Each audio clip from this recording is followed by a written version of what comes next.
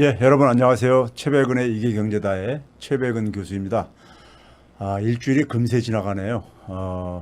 근데 저는 생방송으로 하는 줄 알았는데 녹화를 해가지고 수요일 날 내보내겠다고 하네요. 제가 오늘 소개할 내용은요. 저는 요즘에 굉장히 좀 마음이 편해졌습니다.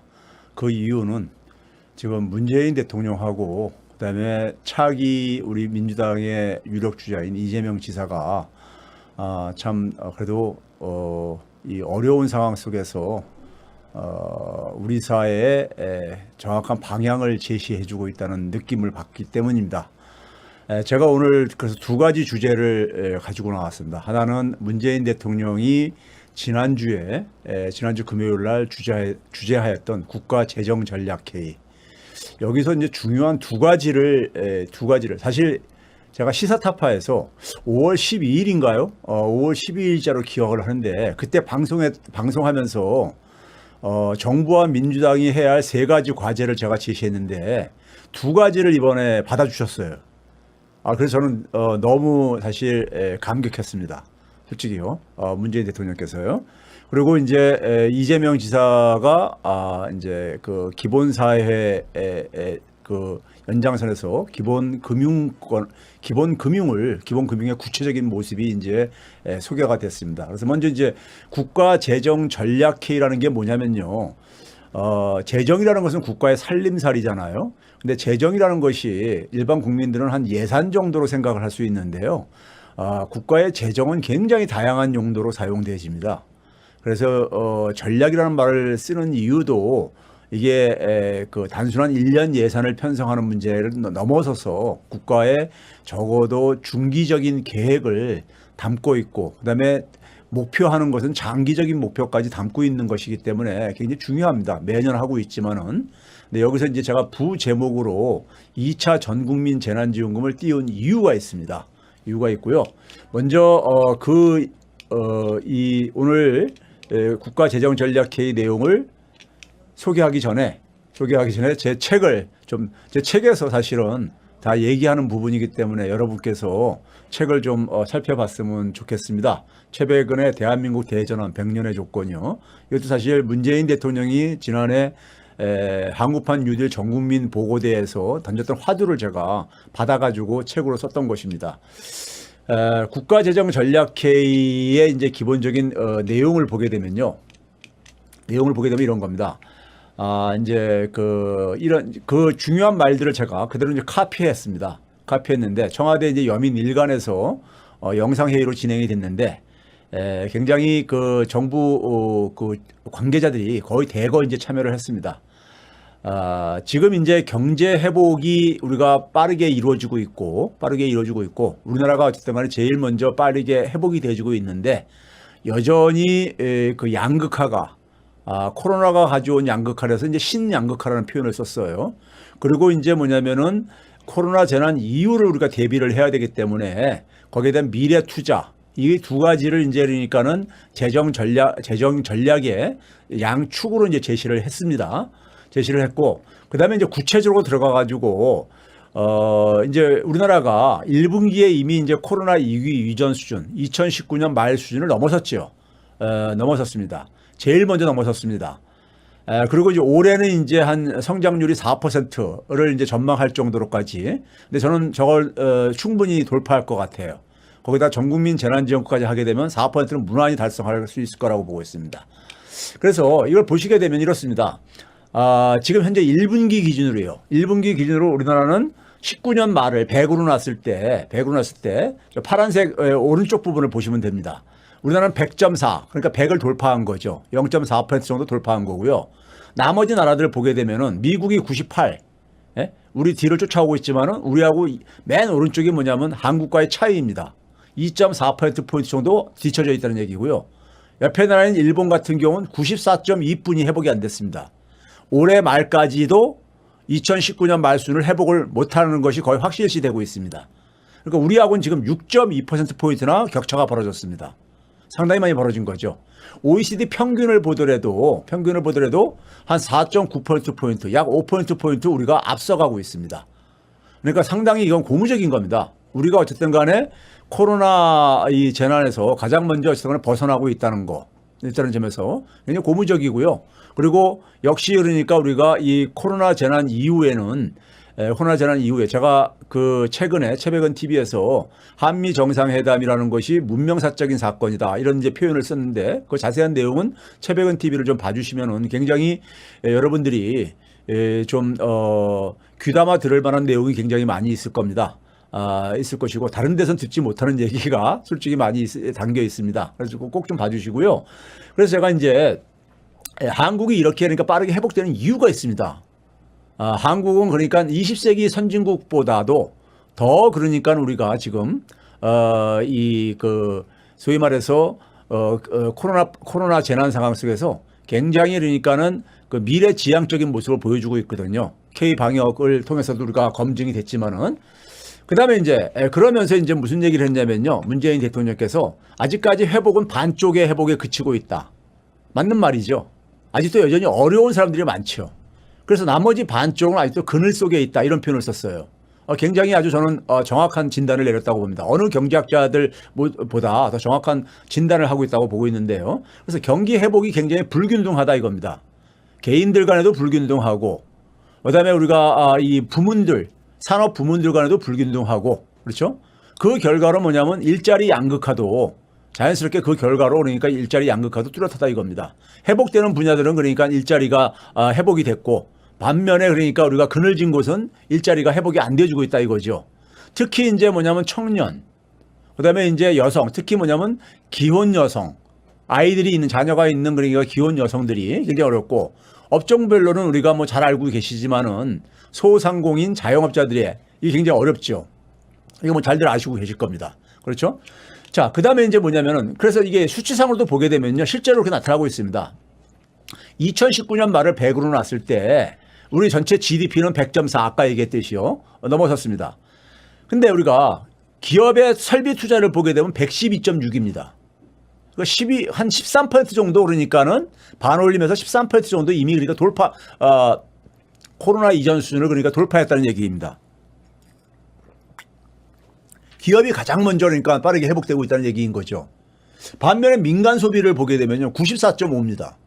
가계가 그러니까 여전히 내상이 깊다는 얘기죠. 코로나 재난 이전 수준으로 아직 복원이 안 되고 있다는 얘기인 겁니다. 가계가. 그래서 그런 점에서는 우리가 그러니까 코로나 재난을 우리가 이겨내는데 가장 1등 공신은 저는 촛불시민이라고 봅니다. K방역의 성과를 만들어낸 K방역의 결과가 사실 이렇게 가장 빠른 회복인 겁니다. 사실은요. 경제 정책이라기보다는요. 그다음에 이제 우리가 이런 점에서 이제 그러니까 우리가 이 가계에 대한 부분을 유심히 봐야 되고요. 그다음에 이제 우리가 산업 부문별로 보게 되면은 편차가 심합니다. 편차가요.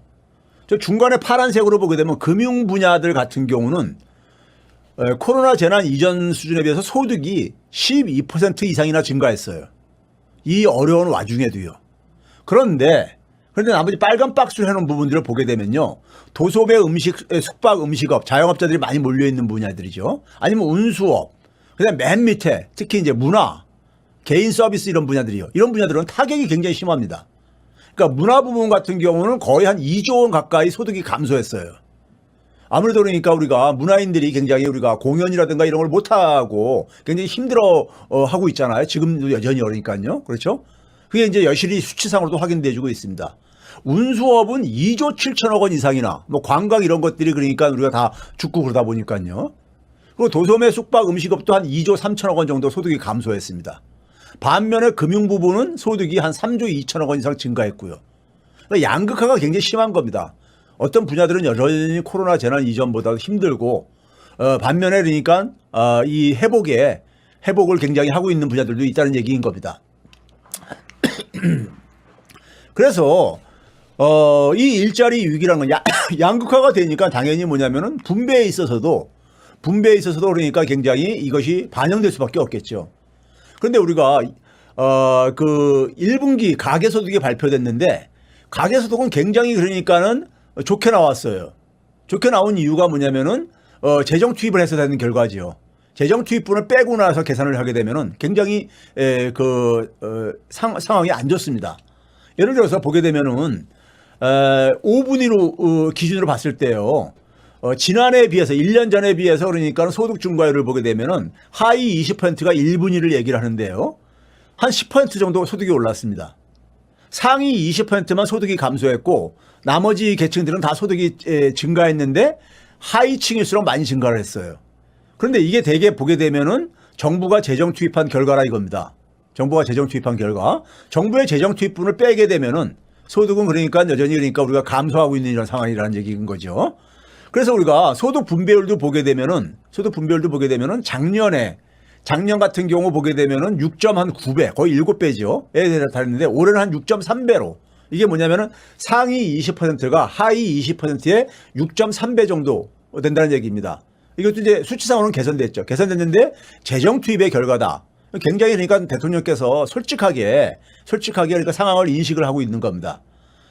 그런데 우리나라가 여전히 뭐냐면은 소득 분배에 있어서는 소득 분배에서 정부의 그러니까 정부의 역할은 굉장히 미흡합니다. OECD 평균에 비해 가지고 OECD 평균이 그러니까 정부가 재분배를 해주는데 기여하는 게 한 26% 정도를 기여를 하고 있는데 개선시키고 있는데 우리는 한 10%뿐이 개선을 못 시키고 있습니다. 그러니까 사실 정부의 역할이 더 필요한 거죠. 정부의 역할이요. 이제 그걸 보여주고 있는 것이고요. 마찬가지로 정부가 그러니까 우리가 이번에 재난지원 같은 경우는 그걸 이전소득이라는데 이전소득 비중도 OECD 평균의 한 3분의 1뿐이 안 됩니다. 우리의 수구 언론들이라든가 부패 세력은 정부가 재정만 쓰게 되면 퍼주기다 뭐 이런 식으로 구하는데 우리는 굉장히 너무 적게 하고 있는 거예요, 사실은요. OECD 평균에 비해서 너무 적게 하고 있는 겁니다. 예? 그럼 나머지 OECD 국가들은 퍼주기가 아니라 그럼 그건 뭐겠습니까? 쏟아붓기죠, 그럼요. 그런 식으로 한다면요. 그렇죠? 자, 그 다음에 이제 재정 전략회에서 대통령의 이제 그러니까는 그 내용을 말씀하신 것을 보게 되면요. 이런 얘기가 하고 있어요. 그래서 대면 서비스업, 사람들이 직접 만나서 그러니까 우리가 이루어지는 경제 활동이죠. 대면 서비스업을 비롯한 내수업종이 회복이 늦어지고 어려움이 누적되고 있다. 정확한 표현이죠. 정확한 진단이죠.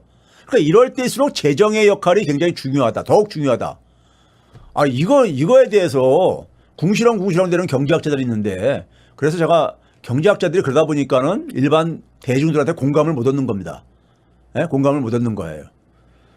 자, 그래서 재정이 경제의 균형 추가돼야 된다 이거죠. 그러니까 어느 쪽은 지금 그늘이 져 있고 여전히 어느 쪽은 그러니까 회복이 돼가지고 햇볕에 확 반짝반짝 지금 이제 그러니까 빛나고 있고 그러면은 정부가 해야 될 일은 뭐겠습니까? 그늘진 곳, 어려운 곳을 더 그러니까 정부가 배려를 해줘야 되겠죠. 당연한 거 아니겠습니까? 사회 공동체를 가려면요. 양극화를 바로 잡아주는 문제죠. 그게 바로요. 근데 이제 그런 상황 속에서 많은 사람들이 이제 그러니까 재정 투입하다 보면 국가의 재정 건전성이 악화된다. 뭐 이런 얘기 하잖아요. 그것도 이제 인정을 해요. 국가 채무가 빠르게 증가했다. 근데 지난해 국가 채무가 안 증가할 수 있습니까? 우린 너무 그럼에도 불구하고 국가 채무 증가 폭이 다른 나라에 비하면 너무 적게 증가했다 이거죠. 국가 재정 건전성이 굉장히 양호하다 이거죠. 실질적으로 그 얘기는 우리가 숱하게 여러분들 얘기를 들었을 게 아니겠습니까요? 그렇죠? 우리나라는 돈을 너무 안 썼어요. 그러다 보니까는 가계 채무라든가 자영업자들의 채무가 급증을 했습니다. 정부가 돈을 안 쓰니까요. 그렇죠? 이 부분을 인식한 거예요. 자, 이거 봐보세요. 올해 재정 수지, 정부는 뭐냐면 우리나라 정부는 GDP 대비 한 4.5% 정도를 그러니까 우리가 더 쓰고 있는 것이고요. 반면에 선진국 평균은 우리가 2배 이상 10.4%나 더 쓰고 있습니다. 올해조차도요. 지난해도 저게 그러니까 한 서너 배 정도 차이가 났었죠. 국가 채무 비율도 봐보세요. 우리나라는 올해 한 48% 정도 됩니다. 근데 선진국가는 우리의 거의 한 3배 수준에 가까운 123% 정도가 됩니다. 이걸 가지고 우리나라 국가 재정 건전성을 걱정한다면은 가계부로 다 죽으라는 얘기입니다. 정부가 그러니까 재정을 쓰지 않으면요. 가계 다 죽으라는 얘기예요. 물론 있는 사람들은 버티겠죠. 재정이라는 건 뭡니까요? 경제학은 간단합니다. 돈의 배분 문제예요. 재정은 정부가 가장 많이 돈을 확보하죠. 예? 그 확보한 돈을 어떻게 배분하냐의 문제예요. 배분하는데 이것을 그러니까 우리가 진보정부는, 민주정부는 사회 그늘진 곳에 많이 배분을 하잖아요. 대개 우리가 부패 세력이 집권하게 되면 소위 기업들에게 이걸 집중적으로 배분하는 겁니다. 예? 그래서 그걸 가지고 이제 뭐냐면 낙수 효과를 얘기하잖아요. 근데 바이든도 낙수 효과는 없었다면서 폐기 선언을 했잖아요. 예? 기업 지원 안 하고 어려운 부분에 지원을 하니까는 자기들 몫이 줄어든다고 해가지고 재정 투입하는 거 반대하는 거예요.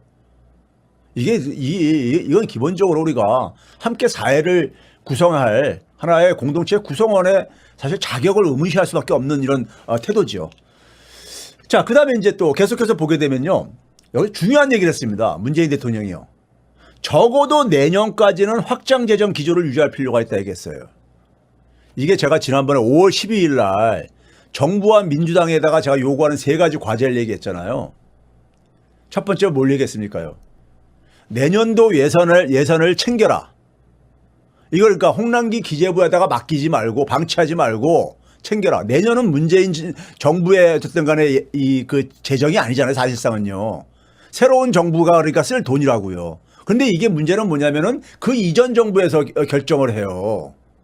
그 이전 정부에서 결정을 하는 것을 이걸 그러니까 퇴임하는 대통령은 그냥 방치할 수가 있어요. 방치하고 그러면 누가 결정합니까? 관료들이 결정을 하죠. 그렇죠? 그런데 관료들한테 결정을 하게 되면요. 관료들의 기술이 들어갑니다. 기술이. 새 정부의 첫 해는 굉장히 중요합니다. 많은 개혁을 추진을 해야 되기 때문에요. 그런데 경제가 안 좋게 되면요. 경제가 안 좋게 되면 개혁을 추진하기가 힘듭니다. 그렇죠? 그래가지고 관료들이 그러니까는 원하는 방향으로 이것을 그러니까는 정부를 그러니까는 유도를 합니다. 그게 바로 대표적인 게 뭐예요? 무능 프레임. 수구 언론들이 그 무능 프레임을 몰아가죠. 실제로 과거에 그런 사례가 있었어요. 근데 또 한 가지 제시한 게 뭐냐면은 올해 지금 1분기에 세수가 정부의 수입이 크게 증가했어요. 지출에 비해 가지고요. 한 15조 2천억 원 정도 더 증가했어요. 이걸 활용을 해가지고 추경 가능성을 열어놓으라 그랬어요. 이게 바로 뭡니까? 제가 두 번째 정부와 민주당한테 제가 요구했던 게 뭡니까요? 6월달 정도 되게 되면은 6월달까지 그러니까 우리가 정부의 목표대로 한다면은 소위 감염 취약계층들 대개 60대 이상의 감염 취약계층들이 다 1차 접종이 완료가 된다 이겁니다. 에? 완료가 되게 되면은 방역에 그동안에 방해가 된다고 해가지고 전국민 재난지원금 지급을 주저하는 이런 목소리가 있었잖아요. 근데 그것도 이제 우리가 6월달 오늘부터 그러니까 사실상 소위 접종을 맞은 사람들에 대해서 지금 완화시키고 있잖아요. 거리두기도요. 그렇죠? 그런 점에서 이제 그러니까 우리가 아까 그늘진 곳도 지원을 하고 가게들을 지원하게 해서 2차 전국민 재난지원금을 제가 실시해야 된다 그랬잖아요. 지난번에 5월 12일 여기 시사타파에서 방송한 내용을 봐보세요. 정부와 민주당이 해야 될 3가지 과제 해가지고 첫 번째는 내년도 예산안을 챙겨라. 관료한테 맡기지 말아라. 둘째, 전국민 재난지원금 지급을 그러니까는 우리가 검토해라. 그랬잖아요. 그겁니다. 예? 자, 거기에 필요한 그러니까 이건 빚을 내지 않아도 된다 이겁니다. 올해 1분기에 그러니까 정부의 수입이 크게 증가했어요. 정부의 수입이 크게 증가했다는 얘기는 뭡니까? 국민들이 쓸 돈이 그만큼 줄어들었다는 얘기인 겁니다. 당연히 국민들한테 돌려줘야죠. 지금 상황 속에서 그 정부가 확보한 돈을 가지고 정부의 빚을 갚는 것은 굉장히 이것은 어리석은 짓입니다. 어리석은 짓이에요. 지금은 그러니까 우리가 선진국가들조차 확장적인 재정을 운용하는데 이걸 우리가 빚감대 쓴다는 건 굉장히 어리석은 짓이죠. 어려울 때는 오히려 그러니까 어려운 곳을 그러니까 우리가 지원을 해줘야 되죠. 백업을 해줘야 되는 거잖아요. 그렇죠? 그래서 두 번째 요청을 받아들인 거예요. 대통령께서요. 제가 그래서 감격을 했습니다. 솔직히요. 자, 정부의 초과 수입이 어느 정도 되냐면요. 1분기에 수입 증가가 지난해 1분기에 비해서 수입 증가가 한 32조 6천억 원이 증가했어요. 지출은 얼마만큼 증가했냐? 17조 4천억 원이 증가했어요.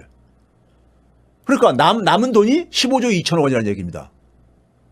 15조 2천억 원이면요. 2차 전국민 재난지원금 지난해 1차 때 지원금이 얼마였냐면 14조 2천억 원이었습니다. 충분히 커버하죠. 하고도 1조가 남죠. 저는 근데 이번에는 1인당 30만 원으로 다 주자 이겁니다. 지난해는 그러니까 무슨 뭐 가족 수에 따라서 이렇게 해가지고 최대 100만 원까지 줬었잖아요. 근데 1인당 30만 원 주자 이겁니다. 그럼 우리나라 인구 규모를 고려할 때 한 15조 6천억 원 정도가 필요합니다. 그러면 한 4천억 원 정도만 정부가 더 그러니까 예비비에서 추가하면은 빚을 내지 않아도 그러니까는 1인당 30만 원씩 전국민 재난지원금 줄 수 있는 거예요. 예? 이거 올 7월 달에 예? 올 여름에 바로 반드시 시행을 해야 됩니다. 시행을 해야 되고 이거는 그러니까 남는 돈이에요, 지금요. 정부가 남는 돈이에요. 예? 이 상황, 어려운 상황 속에서 정부가 그러니까 더 많이 그러니까 걷어들인 거예요. 그럼 당연히 국민들한테 돌려줘야죠. 저만큼 저걸 그러니까 정부가 안 돌려주면요. 국민들은 그만큼 쓸 여력이 더 줄어드는 겁니다. IMF도 그러니까 한국의 내수가 굉장히 취약하다고 수출은 잘 되고 있는데 이런 얘기를 했습니다. 모두가 동의하는 거를 우리나라 수구 세력만 그러니까 정부가 돈 쓰는 거를 싫어해요. 왜? 자기들 주머니에 안 들어온다 이거죠. 예? 자, 실제로 한번 봐보세요. 지난해 1년 전에 비해서 정부의 그러니까 수입은 32조 6천억 원이 증가했고 지출은 그러니까 17조 4천억 원만 증가했어요. 나머지가 15조 2천억 원이 그러니까 남아있다 이겁니다.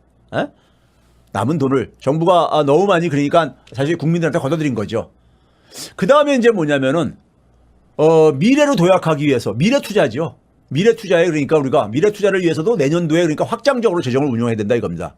에? 내년도에 확장적인 재정을 운용해야 된다는 얘기죠. 당연한 얘기죠. 예? 확장적인. 그래 우리가 미래를 만들어야지만이 지속 성장이 가능한 거니까요. 그래서 거기다 이제 무슨 얘기했냐면 올해 들어서 세수가 많이 이제 지금 증가하고 있잖아요. 이게 재정 관리에도 도움이 되는 측면이 있듯이 그렇죠? 재정 관리에도요. 이걸 했더니만은 일부 경제학자들이 이걸 가지고 경제학적으로 불가능하다 이런 얘기를 했어요. 이게 무슨 얘기냐면은 예? 재정 투입을 하게 되면 GDP가 증가하고 세수가 증가하는데 GDP 별로 증가 안 한다 이거예요. 재정 투입해도. 이게 무슨 말입니까? 이게 저기 뭡니까 이게요. 예? 예를 들어서 정부가 재난지원금을 줘보세요. 소멸성 지역화폐로 줘보세요. 그럼 어떻게 되겠습니까요? 이 15조 정부가 그러니까 재난지원금으로 15조 6천억을 투입하면요. 1인당 30만 원씩 주게 되면은 그 돈이 최종적으로는 자영업자들의 주머니에 들어가는 거예요. 다들 쓸 수밖에 없는 돈이잖아요. 그렇죠? 자영업자들의 매출에 그러니까는 매출 증가에 도움이 되는 겁니다. 그렇죠? 그러면 그게 그만큼 소득이 증가한 거고 소득이 증가하면 당연히 자영업자들도 세금을 더 낼 게 아닙니까? 세수가 증가하죠. 근데 이게 경제학적으로 불가능하대. 이런 얘기하는 경제학자들은 대개가 뭐냐면요. 낙수효과 주장하는 사람들이에요. 네? 낙수효과. 기업들, 재벌 기업들 대변인으로 하는 이런 학자들이죠. 그 다음에 어떤 학자들은 또 이런 얘기를 해요. 구축효과라는 게 무슨 얘기냐면요. 우리 엘리베이터 타면은 엘리베이터가 8인용이에요.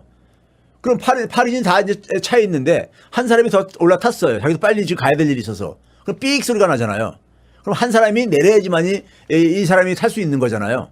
그러니까 정부가 돈을 쓰게 되면은 민간 부분이 돈을 그만큼 못 쓴다 이거예요. 이 논리인데 그게 뭐냐면은 정부가 재정을 투입하게 되면은 인플레이션이 생겨가지고 돈을 많이 풀었기 때문에 그러면 시장 금리가 올라가게 되고 그러면 민간 투자가 감소한다 이거예요. 그런데 지금 인플레이션은요 이거 일시적인 현상입니다. 왜냐하면 갑자기 지금 소비가 억압됐던 소비가 갑자기 살아나면서 공급이 일시적으로 뒷받침이 안 되고 생기는 문제인 거고요. 이거는 조만간에 해결됩니다. 왜 그러냐면 우리가 지난 10년 넘게 금융위기 이후에 제조업 같은 경우 보게 되면 만성적인 공급 과잉이에요. 그러니까 공급 능력은 생산 능력은 충분합니다. 전 세계적으로 볼 때요. 이게 일시적인 문제일 겁니다. 거기다가 금리가 인상돼봤자 연말부터 내년 해봤자 제가 볼 때는 지금 기준금리가 0.5%잖아요. 한 1%까지 올라가면 많이 올라가는 거라고 봅니다. 그 이상 올리기 쉽지 않을 겁니다. 근데 지금 1%라 하더라도 굉장히 저금리인 거예요. 역사적으로 그러니까 우리가 한국은행의 기준금리가 1%였던 시절은 코로나 재난 이전에는 없었어요. 네? 없었던 겁니다. 그럼 지금 뭐냐면 기업들이 금리가 높아서 지금 투자를 안 합니까? 아니잖아요. 금융비용은 지금 그러니까 아주 너무 낮은 거예요. 근데도 왜 투자 안 하는 겁니까? 수요가 없으니까 안 하는 거죠. 물건을 만드는 족족 다 팔리기만 해보세요. 지금 기업들이 투자를 안 하겠습니까? 그렇지 않잖아요. 그렇죠? 기업들이 최근에 설비 투자를 막 증가하는 게 왜 그런 거예요? 수출이 살아나기 때문에 그런 거예요. 세계 시장이 살아나기 때문에. 그렇죠? 내수까지 살아나 보세요. 기업들이 투자를 안 하겠습니까? 지금 금리가 높다고 해서요? 지금 금리가 높은 겁니까? 그렇죠? 자, 그런 점에서 이게 말이 안 되는 얘기들을 일부 경제학자들이 하고 있는 얘기입니다. 자, 여기까지가 문재인 대통령이 국가재정전략회에서 발표했는데 제가 얘기했듯이 지난번 5월 12일 시사타파에서 제가 정부와 민주당이 그러니까 해야 될 3대 과제를 얘기를 했습니다. 3대 과제요. 2가지를 받아준 거예요. 두 가지를. 내년도 예산을 챙겨라. 관료한테 맡기지 말고. 둘째, 2차 전국민 재난지원금을 지급해라. 여러분들 전국민 재난지원금을 지원하라고 여기에 그러니까는 여론들을 모아주셔야 됩니다. 촛불 시민들은요. 왜? 홍남기는 이걸 계속해서 그러니까는 반대할 겁니다. 예? 자기가 지금까지 고집을 해왔었기 때문에. 그렇죠? 그래서 이거를 그러니까는 넘어설 수 있게, 예? 넘어설 수 있게 하려면은 국민들이 그러니까 뒷받침 해줘야 됩니다. 이걸 해야지만이 대한민국 경제가 그러니까 정부가 목표하는 4% 성장률도 무난히 달성할 거고요. 4%가 아니라 4% 중반까지 저는 가능할 거라고 봅니다. 그렇게 되게 되면요.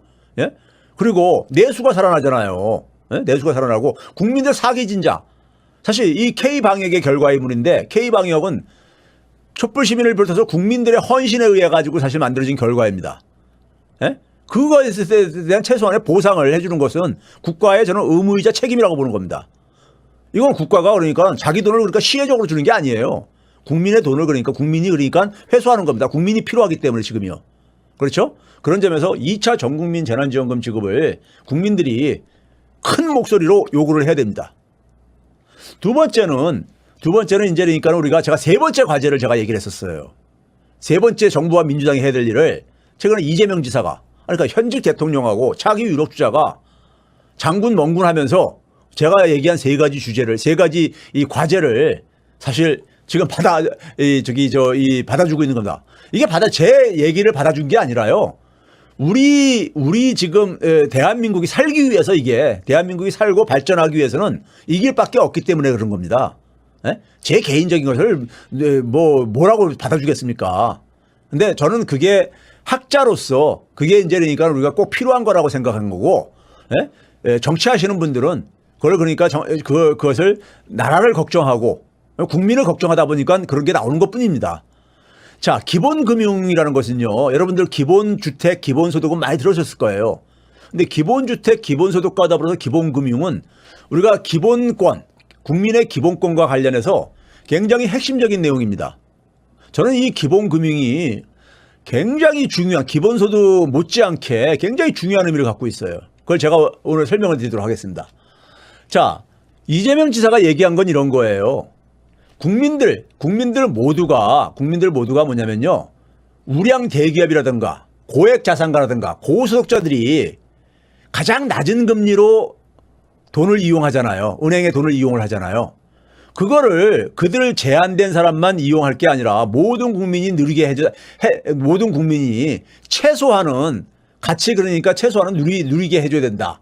그걸 규모를 어려운 국민들이 마지막에 의존하는 데가 대부업체들인데 대부업체에서 이용 금액이 한 1,000만 원 정도 되는데 1,000만 원 내외 정도 되는데 이 1,000만 원 정도를 모든 국민들이 1,000만 원이라면 그러니까 모든 대출을 다 그러니까 적용하자는 게 아니라요. 1,000만 원 정도에 해당되어지는 최소한의 이 그 금융 이용을 모든 국민이 동일한 조건으로 이용하게 해주라는 얘기입니다. 예? 이걸 이제 경제적인 기본권으로 명명을 했고 이래야지만이 공정한 경쟁이 가능하다 본 거고 이걸 금융 기본권으로 지칭을 하셨죠. 저는 이제 이걸 이제 기본 신용이라는 표현을 제가 쓰고 그랬었는데 같은 말입니다. 기본 금융, 기본 신용, 기본 대출 다 같은 말입니다. 우리가 되게 신용하고 대출하고 경제에서 같은 말로 우리가 쓰거든요. 그렇단 말인데 자, 이게 무슨 의미를 갖냐면요. 이게 어떤 의미를 갖냐면요. 자, 우리가 한번 봐보세요. 은행이요, 은행을 우리가 현실적으로 보게 되면요. 은행에서 신용대출을 모든 국민이 받을 수가 없습니다. 그렇죠? 젊은 사람들, 사회생활 그러니까 경력이 없는 이런 젊은 사람들, 대학생이다. 은행에서 신용대출 못 받습니다. 그렇죠? 또 신용등급이 낮은 경제적인 취약계층들 신용대출 못 받죠. 은행에서 이용 못하죠. 이것을 그 못 받는 국민들이 자기의 무능으로 그러니까 이렇게 자기가 못나서 이렇게 생각하는데 아닙니다. 아니에요. 우리나라는 금융이라는 게 뭡니까? 금전융통의 준말이에요. 금전융통은 뭡니까? 돈이 필요로 하는 것에 그러니까는 이걸 중개시켜 주는 것이 이게 은행의 역할이에요. 은행법 1조를 보게 되면은 은행은 돈이 필요로 하는 것에 자금을 잘 중개하라. 이걸 목적으로 돼 있어요. 그래서 국민경제 발전에 이바지하라 이렇게 돼 있어요. 은행은 아무나 못합니다. 심지어 삼성전자 이건희 회장이 하고 싶다, 아니 저희 이재용 부회장이 하고 싶다고 해서 되는 게 아닙니다. 대부업체 하는 사람들이 자기도 은행 하고 싶다 해서 할 수 있는 게 아니에요. 은행이라는 것은 정부의 인가 사업입니다. 금융위원회에서 인가 허가권을 갖고 있죠. 네? 갖고 있어요. 왜 그러냐면요. 정부가 왜 인가 허가를 하냐면요. 금융은 기본적으로 많은 특혜 사업이에요. 많은 특혜 사업입니다. 대표적인 특혜 어떤 게 있습니까요? 우리가 세상에서 가장 낮은 금리가 뭡니까? 한국은행, 중앙은행의 기준금리잖아요. 근데 우린 중앙은행 이용 못 하잖아요. 가게나 기업, 일반 기업들은요. 그렇죠? 자영업자들은요. 은행은 이용할 수 있죠. 정부도 이용할 수 있어요. 그렇죠? 가장 낮은 금리를 이용할 수 있는 거예요. 은행은요. 그러니까 기본적으로 뭐냐면은 그 낮은 금리로 자금을 조달을 해가지고 그거보다 높은 금리로 대출을 하다 보니까 자연히 땅 짓고 헤엄치기죠. 기본적으로 돈 벌 수 있는 이유. 그렇죠? 이게 엄청난 특혜잖아요. 또 하나 특혜가 뭔지 아세요? 우리가 개인적으로 그러니까 만약에 사업을 해요. 사업을 하는데 내가 매출은 올렸는데 아직 돈이 안 들어왔어. 그런 경우 있잖아요. 예? 외상으로 그러니까 일단 저기 매출을 받아주고서는 나중에 이제 한 달 후에 두 달 후에 주는데 제가 사업을 하면서 그러니까 또 자금을 내가 은행에서 대출해 받을 수가 있잖아요. 근데 은행에서 그러니까 내가 매출이 수입으로 들어올 때까지 이 내가 빚을 갚아야 되는 것을 기다려주진 않잖아요. 은행은 기간이 되면은 이자와 원금을 갚으라고 가잖아요. 내가 내 돈에 내 주머니에 수입이 들어올 때까지 기다려주지 않잖아요. 그렇죠? 그러면 우리가 그걸 못 갚게 되면 어떻게 되는 겁니까? 부도가 나는 거죠. 그렇죠? 근데 은행은 뭐냐면요. 그렇게 됐을 때, 그런 상황이 됐을 때 중앙은행인 한국은행에서 무제한으로 유동성도 돈도 공급해줘요. 도대체 이런 사업이 어디 있습니까? 이런 사업이 어디 있냐고요. 은행한테 그러면 왜 이런 특혜를 줬느냐? 아까 얘기했잖아요. 은행법 1조가 뭐라고요? 국민들에게 필요로 하는 자금을 그러니까 중개하라고 하는 겁니다. 그래서 그 공공성을, 그게 바로 금융의 공공성이에요. 은행의 공공성입니다.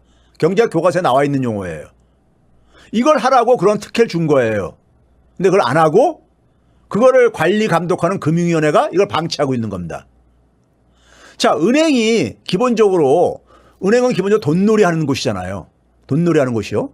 근데 그 돈놀이 하는데 그 돈놀이 할 돈을 자기 돈으로 하는 게 아니죠. 고객들의 예금을 받아서라든가 아니면 중앙은행에서 돈을 대출받아서라든가 시장에서 그러니까 돈을 조달을 하다든가 이렇게 해서 그 확보한 돈으로 돈놀이 하는 거란 말이에요. 그렇죠? 그 돈놀이 하는데 지금 현재 돈은 어떤 겁니까? 국가화폐. 즉 한국은행이 찍어낸 그 화폐, 법정화폐라고 우리가 흔히 얘기하고 국가화폐죠. 국가가 그 가치를 보증해준 국가화폐. 우리가 쓰는 종이돈이요. 이걸 가지고 이제 그러니까 지금 돈놀이 하고 있는 거잖아요. 그런데 이 국가화폐가 없었을 때는 은행들이 어떻게 돈놀이를 했을까요? 여기에 커다란 비밀이 있습니다. 자, 우리가 지금도 시중은행들이, 국민은행, 신한은행들이 자기합수표 발행하죠. 자기합수표요. 그 자기합수표 뭡니까요? 그 종이잖아요. 종이요. 그렇죠? 종이잖아요. 그게 뭐냐면요. 채권입니다. 일종의. 그 자기합수표를 가져오면 언제든지 국가화폐로 언제든지 바꿔주겠다는 것이 보증해주고 있는 거잖아요. 그러니까 우리가 그것을 아무 의문을 안 갖고 서로가 거래하는 거 아닙니까? 자기합수표를요. 그렇죠? 이 자기합수표가 이런 식으로 자기합수표 발행하듯이 과거에는 은행이 은행별로 자기의 은행권을 발행을 했었어요. 그런데 이거를 발행을 한다고 해서 누가 받아줄 수는 없잖아요. 가치가 보증이 돼야 되잖아요.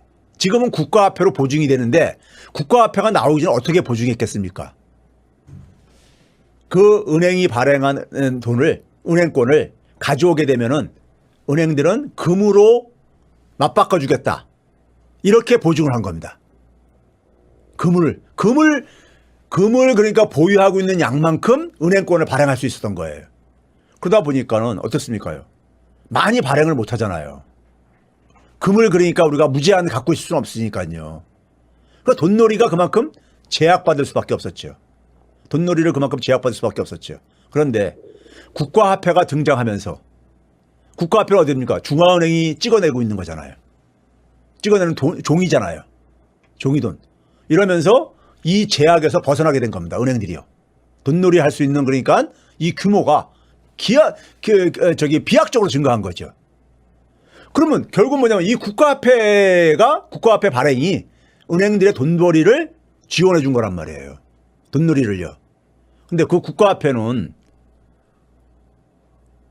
누가 만든 거예요? 정부가 보증한 가치잖아요. 정부라는 게 누굽니까? 대통령이 보증한 겁니까? 아니잖아요. 국가라는 게 뭡니까? 국민들의 정치 결사체잖아요. 즉 대한민국 국민 전체가 집단적으로 보증한 신용이 바로 국가화폐죠. 그렇죠? 대한민국 전체, 국민 전체가 집단적으로 보증한 하나의 가치인 거예요. 그 가치를 보증한 거잖아요. 그렇죠? 그러면 모든 국민이 그 국가화폐를 누릴 수 있는 최소한의 권리가 있는 거잖아요. 예? 왜? 내가 국민으로서 그걸 보증을 했으니까는. 그렇죠. 그런데 그 보증한 국민들 중에 상당수가 은행의 국가화폐 이용에 있어서 배제가 된다? 이건 불공정한 거죠. 불공정한 거잖아요. 그렇죠? 즉 국민들은 누구나가 최소한의 그러니까 무제한을 얘기하는 게 아닙니다. 최소한의 그러니까 우리가 국가화폐에 대한 이용할 수 있는 권리가 있는 거예요. 이건 국민의 권리예요. 권리. 근데 이것을 배제하고 있는 거죠. 배제하고 있는 겁니다. 그리고 국민들은 그걸 자기 탓으로 생각을 하고 있어요. 모르시다 보니까는. 예? 모르다 보니까요. 이거를 그러니까 지금 살려내는 겁니다.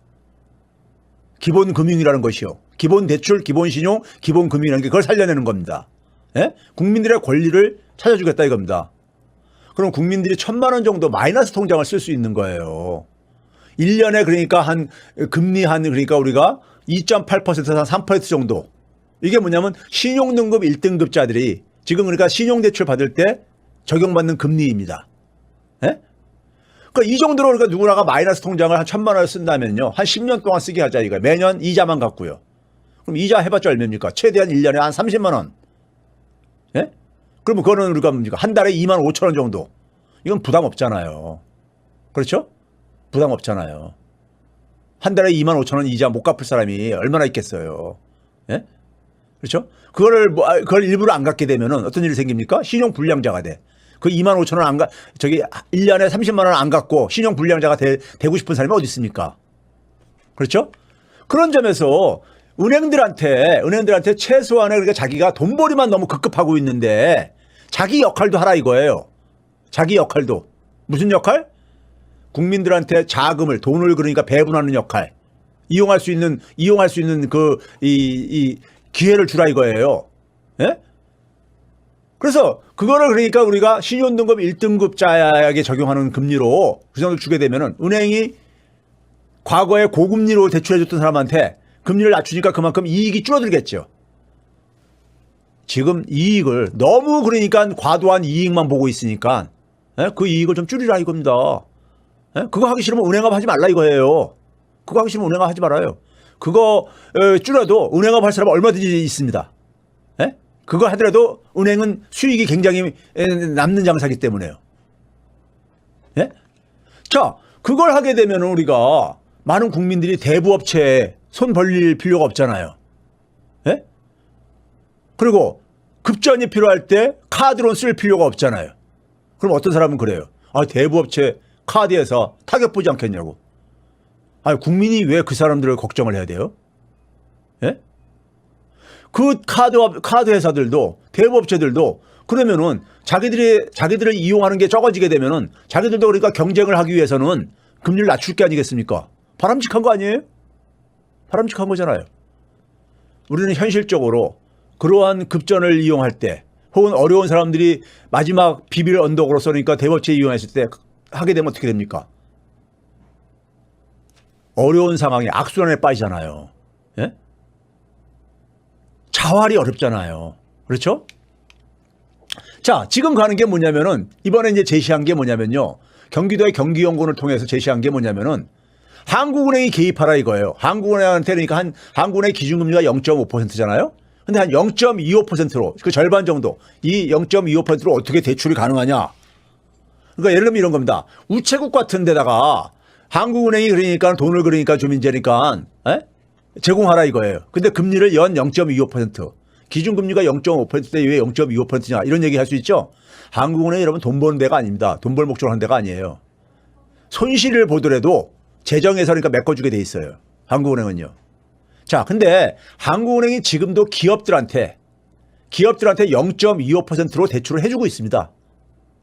기업들한테는요. 기업의 설비 투자 뭐 이런 거 할 때.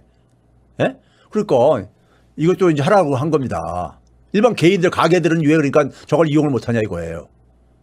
그 다음에 이제 뭐냐면 그렇게 빌려줬을 때니까는 상환을 못 하는 사람들도 일부 있을 수가 있다 이거예요. 그러면 그거에 대해서도 정부가 그러니까 보증해 주겠다 이거예요. 그러니까 은행은 그러니까 미칠 게 없는 거예요. 단지 뭐냐면 수익이 조금 줄어드는 것 뿐이에요. 근데 수익을 좀 줄이더라도 자기 역할을 해야 될 게 아닙니까?